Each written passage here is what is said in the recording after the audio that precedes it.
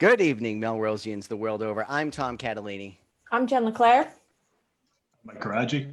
And that's Mike Carraggi, the one and only Mike Carraggi, co-hosting this week. This is a show called Let's Talk Melrose. Melrose, it's a show where Melrosians talk to Melrosians about Melrose.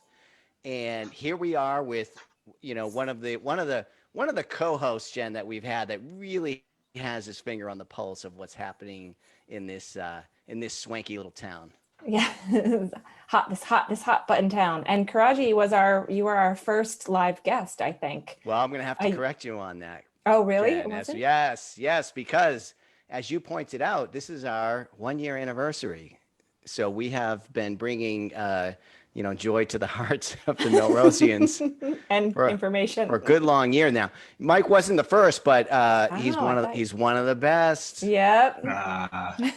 So Mike, welcome. Thanks. I was I'm looking forward to shooting the Melrose breeze with you guys, sipping the hot tea in Melrose. I even got a mustache for you guys today, so I figured we'll really let it hang loose. Yeah, I like it. Yeah, that's gonna come up later. We're gonna talk about that. It's looking good. It's looking good. It's looking tight. No, you got to tease these things so people stay till the end. Let's talk mustache Melrose. And let us know if you're watching. Let us know what street where you're watching from. Say hi. Where in Melrose? Melrose? There's 4 square miles. You must be watching from somewhere interesting. So let us know. Weigh in on the comments. Maybe you have a question for the panel, especially Mike, who's got his finger on the pulse. Weigh in. The producers will pick it up, throw it into the hosts, and we'll do our best to respond. We'd like to know where everybody is watching from. Yeah. Do we want to talk about the anniversary now, Jen? You said that you had something for that. I'm expecting. I don't see flowers anywhere or anything like that. So I don't know. It's kind of I figured we kind of low key it, with the pandemic and all. I mean, I had big plans, but we scaled them back. Mike and I talked about it before the show, and we figured, you know what, we figured the right thing to do is play it low key. However, I did go down into the archives, and under the new COVID protocols, you have to wait until the one person comes out of the LTMM archive so the next person can go in. But I managed to sneak in this morning. The first show that we called Let's Talk Melrose, because the precursor was an election. The panel discussion, panel discussion that Sam Hammer envisioned and spearheaded around the elections with Eugenia and Steve Koczela. But the first official... And then we just usurped it and announced that we had a TV show, basically is how that went. I mean, why not? Yeah, and here we are. September 17th was the first episode. Okay. And what was weird to see it is, somebody is watching from Melrose, Scotland. Say hi to Phil in Melrose, Scotland. Phil in We've Melrose, been to Scotland and back on this show before. Yes, that's awesome. We have. So on that first show, no dancing, no theme song. There wasn't yet a theme song. Oh, how dull. Yes. How did we do it? Steve Koczela was on the phone. Our first guest was actually Paul Broder, and this was after that primary election. So we had the panel. Oh, okay. One up by Broder again. Yep.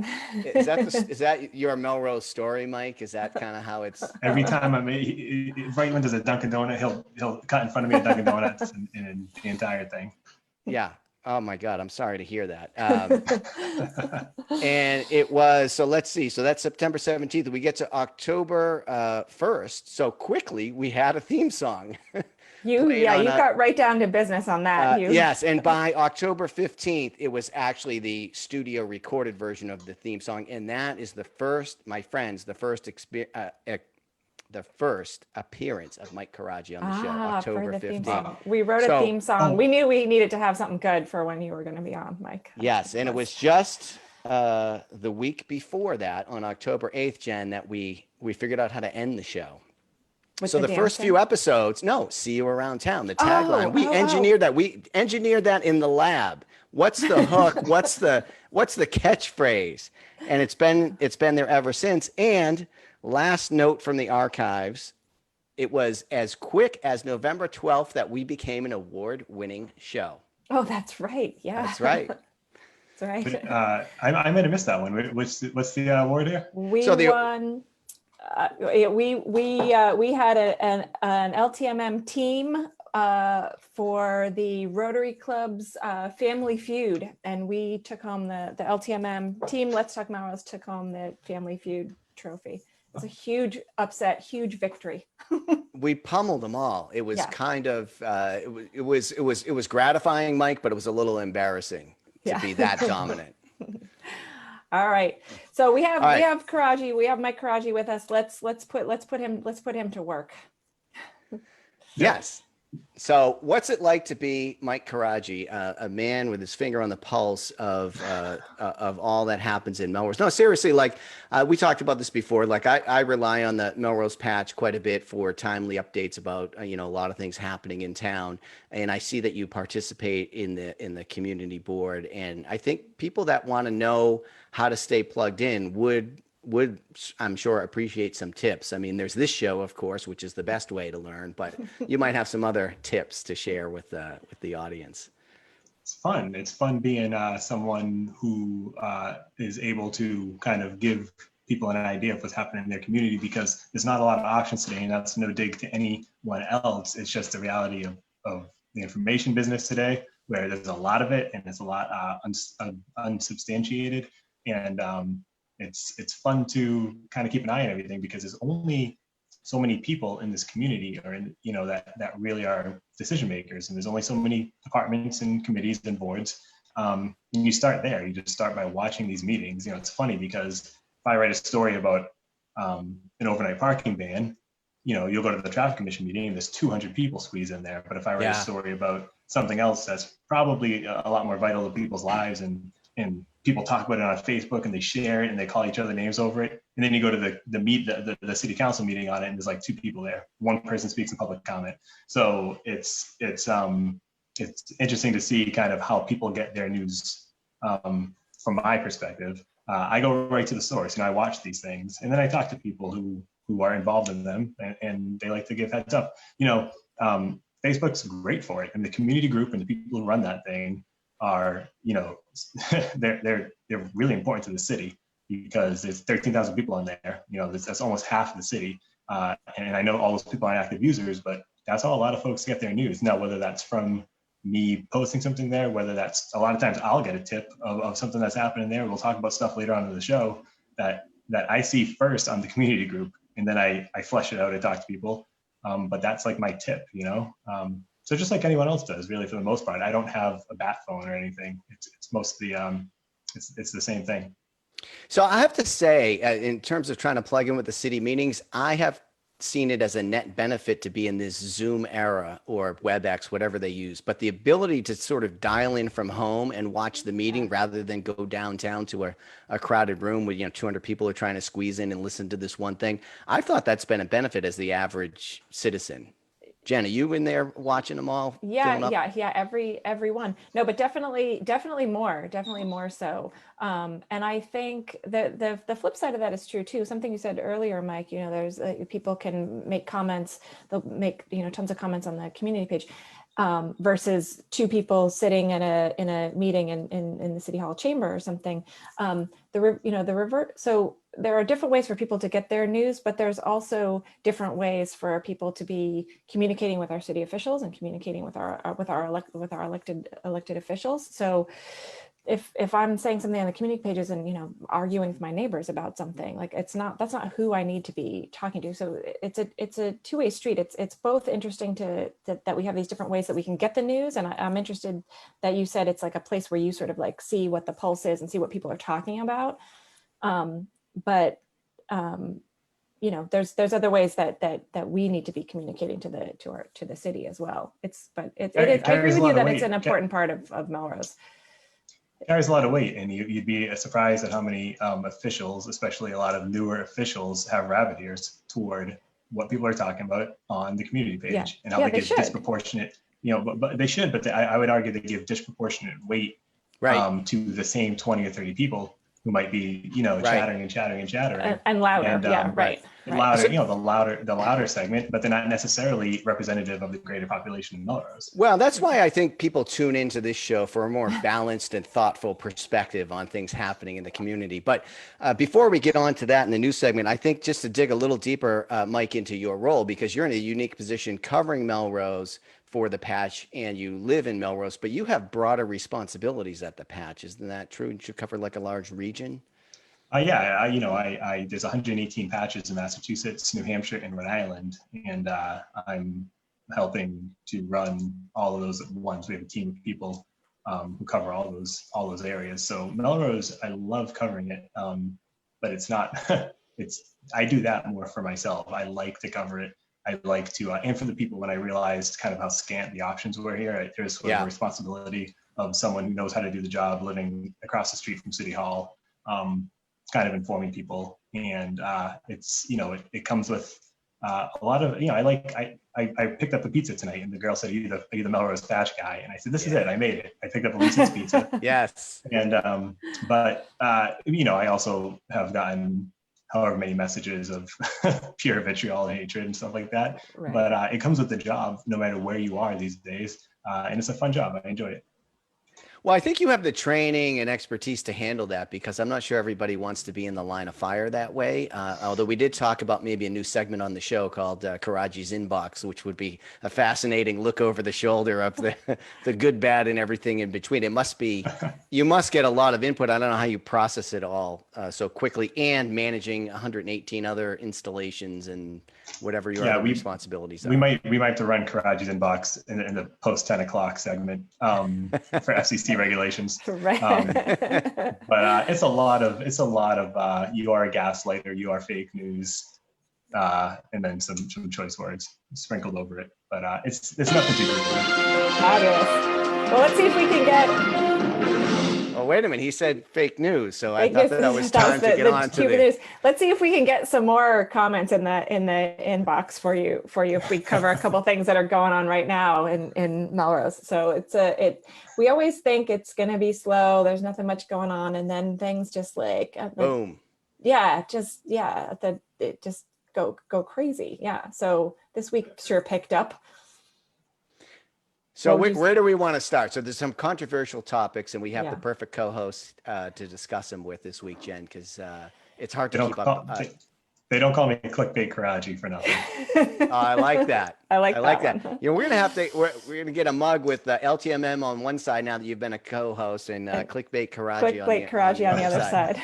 But I mean, some of the community is writing the clickbait these days as far as sniping at each other and calling each other names. I forget where that was mentioned, but I mean, so we've got a couple of controversial things happening right now on the community page. One was the Columbus Day, Indigenous Peoples Day decision by the school committee, which they voted to add Indigenous Peoples Day to the calendar for this October, but not to remove Columbus Day, and a lot of people see that as kind of an inherent conflict, trying to celebrate, sort of two what are seen as opposing forces by many. I mean, Christopher Columbus is kind of now viewed as the catalyst for colonization and slavery and a bunch of sort of bad things, atrocities. Yeah, he was not a good dude, but it ended up satisfying no one. It ended up like nobody wins. Really. This was the rare zero move, zero Q rating, and it's not even a zero. It's not an indictment on the school committee. It's more of you have everyone who loves Christopher Columbus Day, or they don't love Christopher Columbus Day, but they love the fact that other people can't claim that day. No one loves Christopher Columbus Day. I don't think anyone's patriotic toward Christopher Columbus or anything, but you have people who want to keep it that way.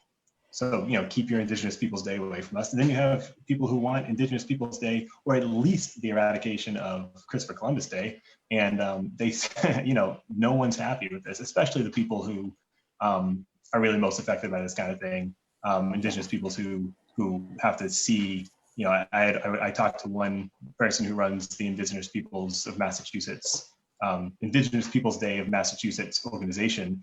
And she was saying, it's kind of like holding Juneteenth next to Slave Owners Day. I mean, it just doesn't, there's no logical kind of connection between those two things. There's a connection, but not a good one. Right.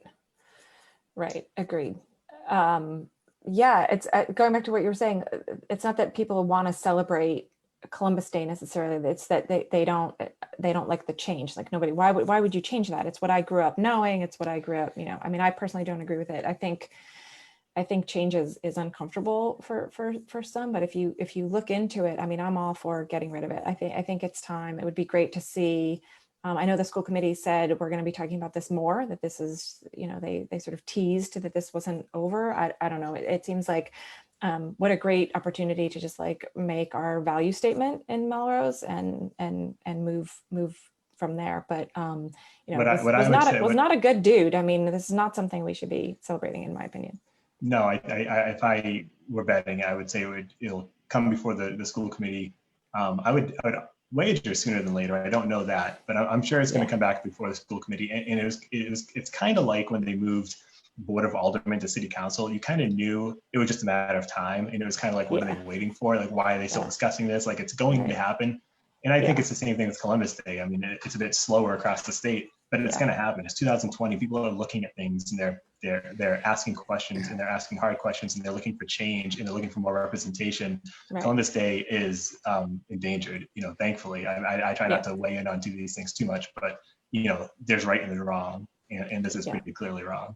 Yeah, it's just funny how, you know, you're raised one way thinking to celebrate this. So I went to a Catholic school, of Italian heritage, and apparently, reading up on this a little bit, you know, the promotion of Columbus Day was to, in some respects, to counteract anti-Italian sentiment, discrimination back in the day, and sort of people feeling against Catholics. And then also other people got on board to sort of have part of the origin story myth of America be separated a little bit from Britain directly.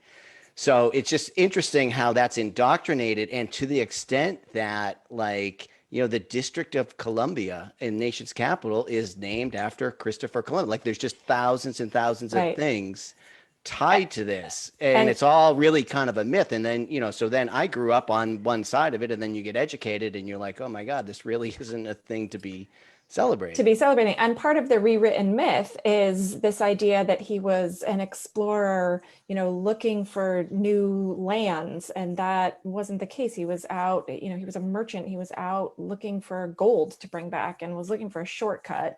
Never even actually made it here. He was in the Caribbean, and then, you know, this atrocities, you know, killed, I don't know the numbers, but I mean, just wiped out complete nations of people. So, I mean, the myth that he was like this explorer is, you know, out to discover new things. A merchant, you know, and did it in an exceptionally nasty way. So, you know, and we can move on to the next topic, but before, just to tie it into kind of what we were talking about earlier about the Melrose communication and the conversation that we have as a community, which is so easy now because of the Facebook page. You'd like to see some more constructive discourse over this stuff, and people being able to lay facts out there and just talk about it. And I know that that's everyone's wish in the world right now, in America at least. But hopefully people can talk about this stuff, and whether one side gets their way or not, you know, have a conversation about it and discuss facts. Yeah, agreed. I will say, I don't, you know, we've all seen, like, I don't think that the online community pages, the online comment sections and articles, those are not the places to have those conversations. It's a double-edged sword, you know, because it does get people talking, like you talked about, Mike, and it is a great source of kind of hot topics, but it can devolve into kind of name calling and being it's just not productive. Not productive. So do we want to move on to the next controversial topic? Good segue.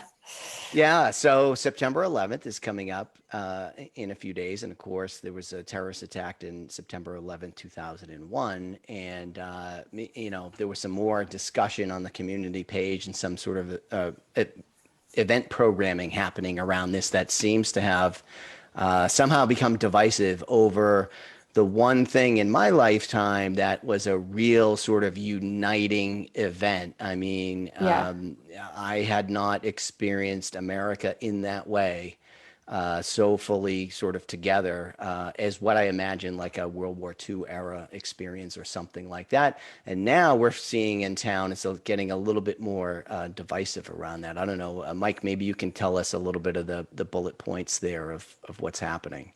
You know, this is one of those situations where I know as much as anyone who follows the community Facebook page, and I, you know, and the Melrose GOP page. But it's pretty much, there's a Back the Blue, I think it's called, not rally, but stand Stand in, out. or whatever, Yeah, stand yeah. out. Right. On Friday, September 11th, Friday morning.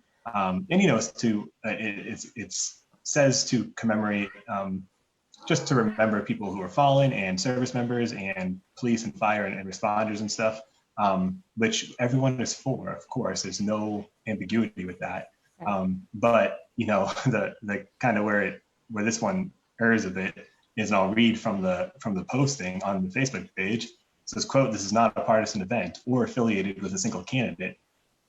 That's great, except that the image that was used to promote this event said Melrose GOP right on it, sponsored by the Melrose GOP, and had the Republican nominee for Catherine Clark's House seat, Caroline Colarusso, right on the image, which is, you put two and two together and you think, is this really just to commemorate in a unifying way those who fell and those who serve and those who are first responders, who I think everyone can get behind? And if so, why is it portrayed as sponsored by, what are we really doing here? Right, exactly. And to your point, Tom, this is the first time that I've seen where there's like these sort of split teams, if you will. This has always been a date that everybody's kind of come together, and there would be, an event in your community, and all of that other stuff sort of gets put aside. So the fact that there's, even if I have my opinion, but even to give someone the benefit of the doubt, their intention is to kind of sort of have their own event. I mean, usually people are looking to come together and combine efforts and collaborate and have one large kind of community event. And so this definitely feels to me in 2020, the first time that I've ever seen these sort of multiple things happening at the same time that seem really, really with kind of different tones, really different agendas. So, but why can't they hold? So I'll just play devil's advocate here for a second. Why can't they? Why can't a partisan organization hold a nonpartisan event? If I think back to the mayoral election, the Democratic City Committee held a nonpartisan debate of the mayors, and I actually went to that, and I thought it was a good event. And Monica Medeiros, I think, if I remember correctly, chose not to participate because she thought it would be partisan. So is that just something we should stay away from, the parties sort of sponsoring or organizing? I mean, they are organizing bodies in the city. Should they just sort of stay away from this, or should they maybe work together and co-sponsor some kind of truly? Well, that's what I'm saying. Event? This is the first time we've seen the people feel like they needed to have kind of some sort of divide like that, or needed to have their own event, separate events. Like there's always been kind of something that the community celebrates together. I don't think this is something, this has always been something sort of hallowed. I don't think it is something that should be. Is the city doing anything for September 11th? And is there, of course we're in a pandemic, so there's restrictions on anybody doing any sort of gathering, but what's the city planning? Yeah, it's at the same time. So it's in the morning, it's at City Hall, and it's not, because of the pandemic, it's not a big, largely publicized thing, because we do have to be safe. But yes, there is a memorial service planned, and there is an event at 8:30 in the morning in front of City Hall. To Tom's point, a question, which is a fair question, about can someone not sponsor an event? Can a partisan organization not sponsor something just because they get accused of any kind of bias or whatever? Of course, I don't think that's the case. But I think looking at this specific event with objective eyes, and knowing where we are in this conversation right now, supporting the police where some people misconstrue that, or some people, it's just more complicated than it needs to be right now, but it is complicated. And where, people have the thin blue line, and to so many people it means so much. It's painful for some people. It's really, really painful for another reason for a lot of people. And to kind of exploit it, which is how I read this, and I could be wrong. If I'm the only person reading this as an exploitation, then I'm wrong. But it doesn't seem like I was from reading some of these comments. I think to Jen's point, this is an opportunity to come together and to put aside some of these kind of differences that we can talk about tomorrow or talk about on September 12th, and just remember these people and just honor them. I agree, because I think if I were sponsoring some sort of event and I kind of didn't realize that it was going to be read in a certain way to some folks, and that was pointed out to me, for me personally, I think I would want to know that. So the fact that if it's mentioned that the organizers are digging their heels in, saying it's not us, it's you. Shame on you for seeing it this way. Like, the fact that people are seeing it a certain way, or that it is painful for people in a certain way on that day, you should just look at that. Like, you need to look at that. And I think it's tough. It's tough because it all happens over social media, particularly in recent years, but also in the middle of this pandemic. But at the same time, I'm not sure it wouldn't be antagonistic if we were sitting around the table. I don't know. What were you going to say, Mike? I was just going to say, and I don't want to, we can cut the conversation here if you like, but the Melrose GOP, from my reporting and from my attention being given to it in the past couple of years since I've been here, does not deserve the benefit of the doubt in this instance, because the organization itself has been, has not communicated transparently or fairly, I think. And that's my experience with them. And one thing that comes to mind is during the All Lives Matter police sign, the safety of All Lives Matter police sign controversy. They were turning that around into a fundraiser, and they were applauding. They were jumping on that and using it as, they were applauding it, and kind of, there was a sense of, I think on Facebook, you can put feeling hungry, feeling tired. They were feeling excited or energized or something like that and then posted the link. And that's just one example. It's below the belt. And so, hopefully that's not the case going forward. But, we were talking at one point, I think there's a conversation to be had about where maybe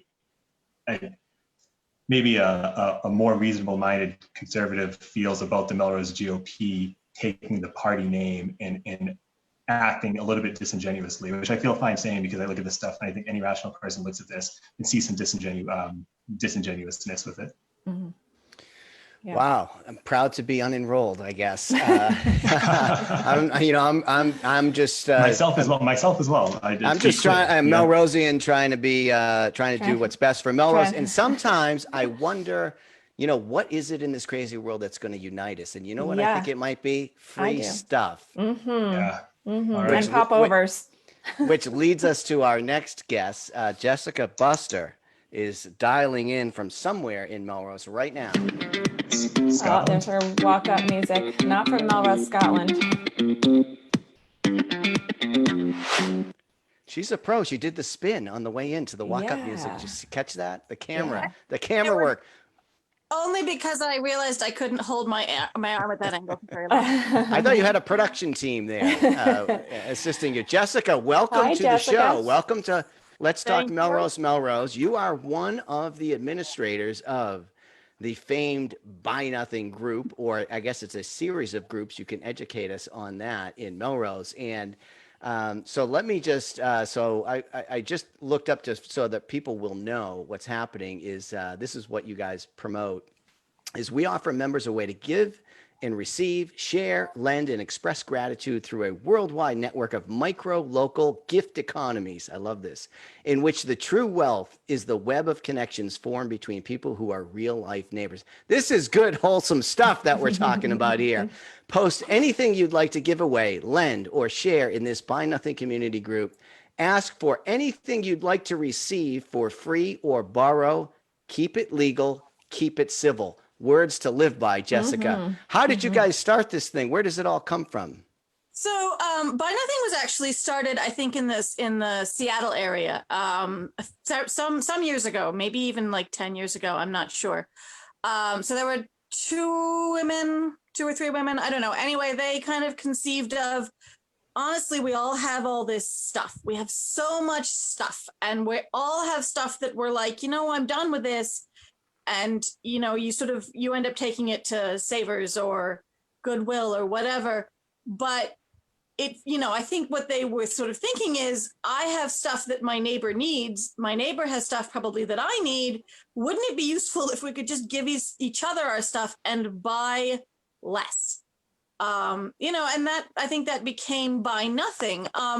In terms of the Melrose group, actually, when I came into the Melrose Buy Nothing, trying to think, actually, I couldn't really tell you how long ago it was because I have small children and the sense of time is just, but it may have been like 6 years ago or so. And at that time it was the Melrose Wakefield group. So a Buy Nothing group is actually mostly determined initially on like how many people are in a particular area. And then, you sort of choose an area and then you've got participation. And when that group, so I took over the running of that group when the previous admin, who was, I actually don't remember who they were. All right, we're not going to disparage your predecessors. Right. Jessica, what kind of show do you think this is? Made it difficult for people to engage because, to be honest, if you read through Buy Nothing rules, you find like there's a lot of rules and you're like, why are these all these are the greatest yeah, and rules. I'll tell you too, I learned about this learned by doing, because I like everyone else, I imagine you saw an uptick in Buy Nothing during the COVID quarantine purge, right? So that's when I first started being more active on Buy Nothing, and I was getting rid of stuff like crazy. And as far as I'm concerned, the person who merits having my stuff is the person who's going to take it away from me the fastest. Like, I just want this out, right? So I had to look for patience that I don't normally have, and I read the rules. It can be useful to recognize that the person who will take your stuff away first might not be the person who asked first. Yes. Now that's listen. Right. Yes, but I also, did learn that as well. But that it's a gifting. That's someone who might really need something. Buy Nothing is really about building community. It's about building connections between your neighbors, getting to know other people. And you're not just getting rid of your stuff, you're giving it to someone who's going to use it. But are you also judging people and deciding who's worthy of the stuff that I might have thrown away, but I decided to post on this group? Because when you want something, Mike, on Buy Nothing, you can't just say, I'll take it, right? Yeah. Have you dialed in yet, Mike? I'm in the Southeast group. I've been in for a couple days. So you can't just say, I'll take that. You have to say, I would like to be considered. Right. And it helps if you have a reason, like, this is my daughter's favorite thing, or so we have a real life example, Jessica, that we're going to do right here on the show. So I have put a lot of things on Buy Nothing, especially recently. And there was some stuff that I was like, why wouldn't anybody want that? And then the thing that you'd think nobody's going to want, this is my most coveted item. Here it is. We teased it before. This is, anybody know what this is? Looks like a popover, a vintage popover to me. Yeah, just pretend that you're full of it. You didn't know what this was a few days ago. Anyway, this is a very high quality popover pan, and I posted this. I have 15 comments about the popover pan. I was like, oh my gosh, how am I going to figure out who is the most worthy? What's that? The popover lady's not at the farmer's market anymore. Oh, really? Okay, so that could be part of it. But there's a lot more people in Melrose that are trying to learn how to make popovers than you would imagine. So I have them here, and we're gonna decide right now who's gonna get the popovers. Who's gonna get the popover pan? Are you guys ready? Well, I don't know if I want to be a judge. Okay. So who are the candidates, and so you're gonna do the polite thing and pick it at random? Is that your strategy, or? Yes. Are we going to judge them live on the air? We were going to wait. I thought we were going to wait. You can weigh in, but the ultimate decision is mine. It's my popover. Yes. All right. Let us weigh in. Let us hear some of the pitches. Right. I'll tell you what's a good pitch. Okay. So Juliana S. I won't give their full names. Juliana says, my husband has been wanting to try to make these, but I've been using the lack of a pan as an excuse. So if Juliana doesn't get this, her husband's like not going to get to try popovers. So she doesn't want, if she really doesn't want a pan, if that's been her excuse, why is she? I don't get. Well, it seems like it could add some something to their marriage though that they're both looking for. Yeah. Oh. Like One of popovers. Get things popping. Get things popping over there. There you go. Okay. Florence C says, I've always wanted to try popovers. I'd love to be considered. She doesn't really offer that much else. Jessica, can I? Yeah, go ahead. Can I just pop in and ask? Is it a requirement, Jessica, that you have to say I would love to be considered for this, or is that No. just what 99% of the people say?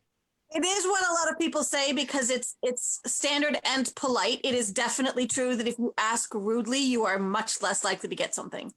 Thank you. Especially if you He's looking come in for and you tips. feel sold, which is a lot of people have to learn that when they come in from like yard sale groups, and sold is what you have to say there to get the thing, to sort of claim it. And it's super rude and buy nothing because okay. you're not buying something, right? And Yeah. you're not coming in with the expectation that this thing is yours for the taking. Gotcha. You understand that someone is offering it as a gift and that they can choose from any of the people. We always say it is the giver's choice. It is always the giver's choice, which means if you as the giver insist on giving to the first person who asks, you're not going to get kicked out of the group. We just be shamed. We just Relentlessly shamed, Jessica. Is that what we do to them? It's because a lot of people like aren't on Facebook all the time. Mysteriously, I wonder what they're doing.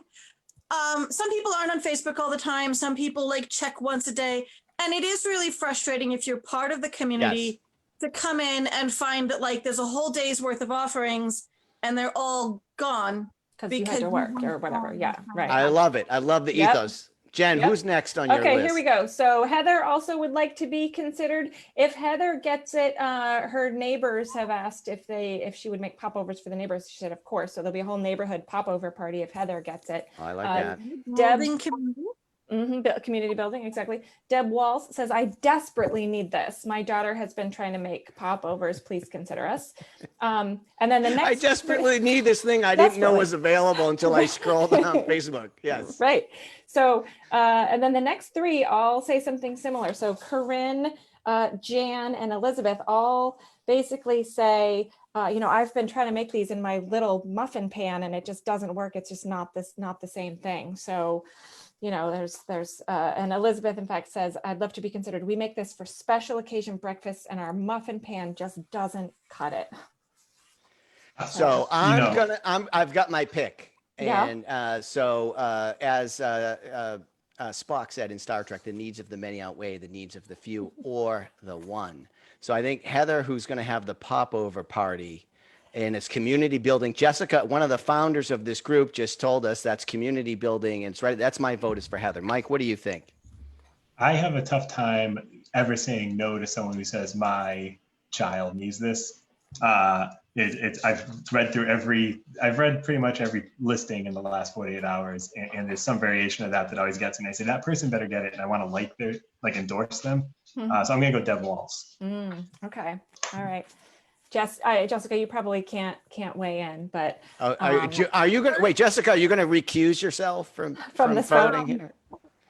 So when I have to choose, sometimes I just choose the person that I like the way they asked. Sometimes I like the story that they told me. Sometimes if there's a bunch of people who asked and I haven't given to one of them before, I may choose that person just to kind of welcome them into the community. Can I choose someone if I recognize the name and they've done something nice for me in the past? Yes. Although we do discourage sort of direct swapping, like no, it's not that. I'll give you this if you give me that. But no, not that.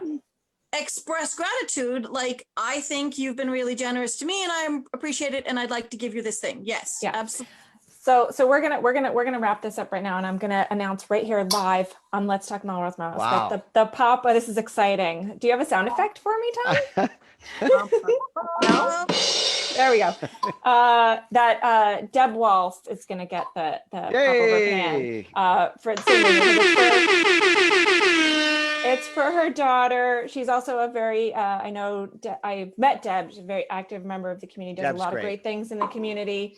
Has helped me out with the mayor's kids inauguration. So, So Congratulations. Deb's I do daughter. hope she drops off some popover. Your daughter drops off some popovers to the team of Let's Talk Melrose, though. I do want to say that. So that was fun. That's cool. Cool. Awesome, Jen. Thank you. Tom, yes. Can I? Well, Jessica's here. I'm new to the group. I've only been in the group for a couple of days, and I want to shout out to a couple gifts that I've seen that or givingnesses, items that people are giving. The 12-pack of Coca-Cola from our friend Michelle Karsten, which I really appreciated. A shout out to our friend Eugenia Gibbons for donating what looks to be all her earthly possessions in the last 24 hours.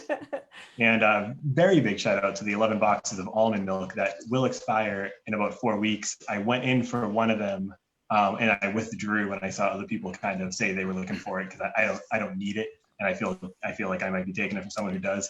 But those are good gifts. Those are good gifts, and I feel like anyone in if I was like single just out of college, I could live on that entire group what people are giving away. There's the equivalent. There's just really good like ramen type stuff on that group, and I appreciate it. Thanks, Jessica, for all that you do. Well, Mike, you seem like a good added member to the community. Go ahead, if you have a minute, I want to explain.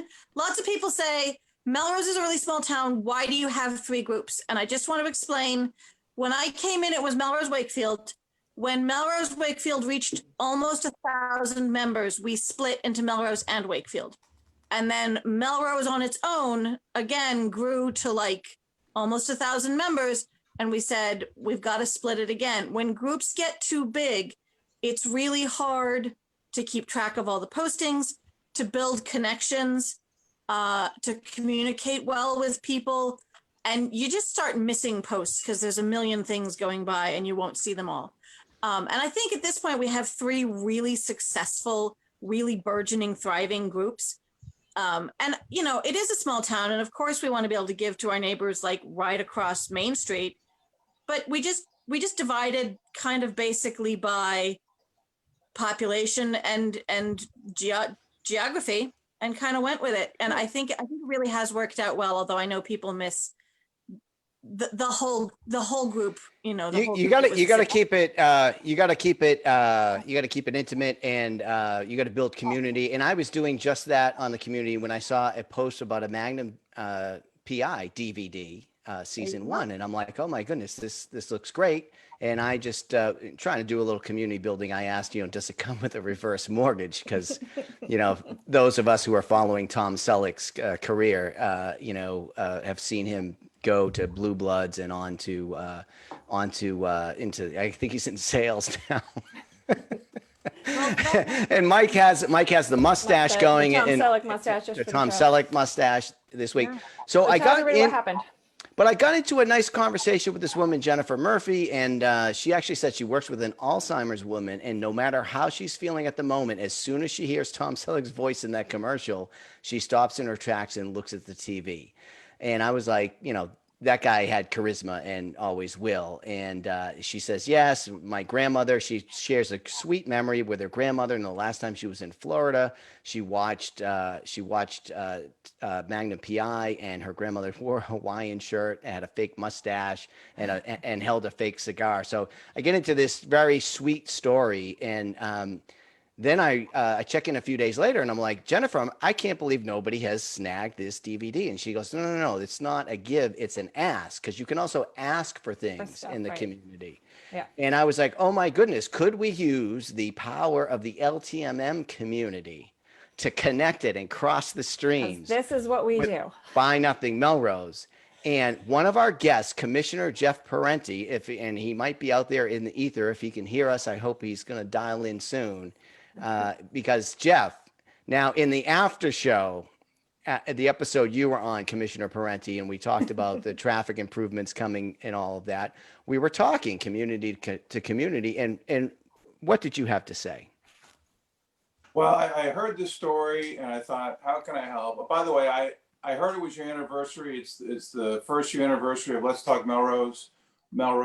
And so I wanted to combine the two things and get you a gift to commemorate your first year. I did some research. I was trying to figure out what the first year anniversary is for a local access talk show. It's not paper, it's not tin, it's not silver, it's the mustache anniversary, Carraggi knows. And so I wanted to do something that, and it turned out to be perfect. So I went down to the archive of my own house and went down a full flight of stairs to the basement into the 80s DVD archive that I have right here in the house. And what do you know? I came up with what you're looking for.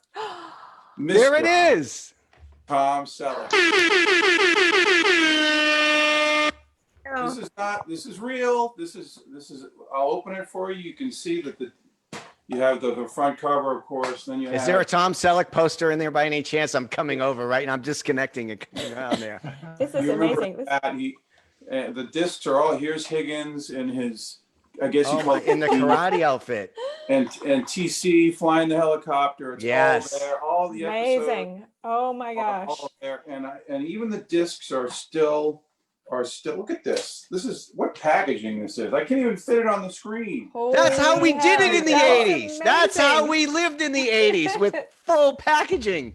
That's right. This is amazing. This is the magic of Let's Talk Melrose and Buy Nothing Melrose. So Jeff, I can't believe you uncovered that, found that in the archives. So what are you going to do? You're going to do like some kind of community showing, or what's your plan with, you just going to watch them and enjoy them? What's the plan with this? This is a gift for Let's Talk Melrose, and for your viewers and for your Buy Nothing Melrose member who was looking for this. And it sounds like it's going to a great cause. So please enjoy it. We'll get it to you as soon as we can.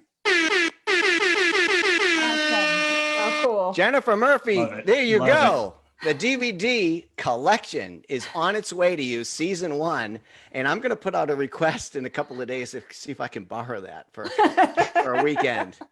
Oh my goodness! Can Jeff take the camera down to the 80s DVD collection? Is there some Lou Ferrigno down there or anything? That's another show. This is how dreams are made, right here on Buy Nothing Melrose and Let's Talk Melrose. I think this is the win of the week. I think this is what we dance off to. This is everything. Right? Yeah, yes. Jessica, thank you so much.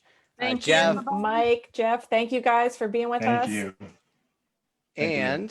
We'll see you around town.